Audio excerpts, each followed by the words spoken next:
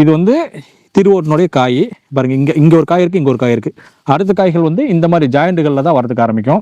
இந்த காயை தான் உள்ளே இருக்கக்கூடியதை கட் பண்ணி எடுத்துட்டு, இந்த காயை தான் என்ன பண்ணுவாங்க அப்படின்னா அறுத்துட்டு உள்ளே இருக்கக்கூடியதெல்லாம் எடுத்துட்டு அந்த ஓட்டில் வந்து சாப்பிடுவாங்க. அந்த ஓட்டில் சாப்பிடும்போது உணவில் இருக்கக்கூடிய விஷயங்கள் அனைத்துமே ஆட்டோமேட்டிக்காக ரிலீஸ் ஆகி போயிடும். ஆதி சித்த டிவி நேயர்கள் அனைவருக்கும் வணக்கம். பெற்றோரையும் சித்தர்களையும் நேசிப்போம், இயற்கை பாதுகாப்போம். நிறைய சித்தர்கள் மகான்கள்லாம் கையில் வந்து அவங்க சாப்பிட்றதுக்காக என்ன பண்ணியிருப்பாங்க அப்படின்னு ஒரு பாத்திரம் மாதிரி ஒன்று வச்சிருப்பாங்க. அதுக்கு பேர் திருவோடுன்னு சொல்லுவோம். இந்த திருவோடு வந்து என்ன சொல்லுவாங்க, திருவோடு ஏந்தியவன் திருவோடு போவான்னு சொல்லுவாங்க. விஷயம் அது கிடையவே கிடையாது.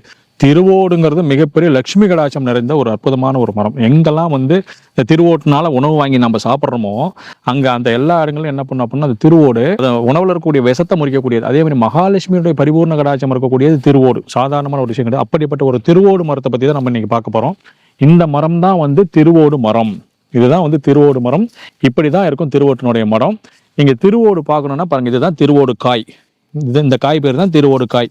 இது வந்து பாருங்க, இது வேர் பகுதிகளில் தான் முளைச்சி வரும். இந்த மாதிரி வேர் பகுதிகளில் தான் இந்த காய் வந்து இருக்கும், ஒட்டி தான் வரும். இதுதான் திருவோடு காய், வேர் பகுதிகளில் தான் வரும். அடுத்தது இங்கே வரும், அதுக்கடுத்து இங்கே வரும். இப்படி தான் வருமே தவிர மேல் கிளைகளில் காய்க்காது. இது வந்து திருவோட்டினுடைய காய் பாருங்க. இங்கே ஒரு காய் இருக்குது, இங்கே ஒரு காய் இருக்குது. அடுத்த காய்கள் வந்து இந்த மாதிரி ஜாயிண்ட்டுகளில் தான் வரதுக்கு ஆரம்பிக்கும். இந்த காயை தான் உள்ளே இருக்கக்கூடியதை கட் பண்ணி எடுத்துட்டு உள்ளே இருக்கக்கூடிய எசன்ஸ்லாம் வந்து பார்த்தீங்க அப்படின்னா மிகப்பெரிய சக்தி வாய்ந்தது. இது வந்து மருந்தாக பயன்படுத்த, மிகப்பெரிய விஷநீக்கியாக பயன்படுது. அவ்வளோ பெரிய விஷயங்களை செய்யக்கூடியது. இந்த காயை தான் என்ன பண்ணுவாங்க அப்படின்னா அறுத்துட்டு உள்ளே இருக்கக்கூடியதெல்லாம் எடுத்துட்டு அந்த ஓட்டில் வந்து சாப்பிடுவாங்க.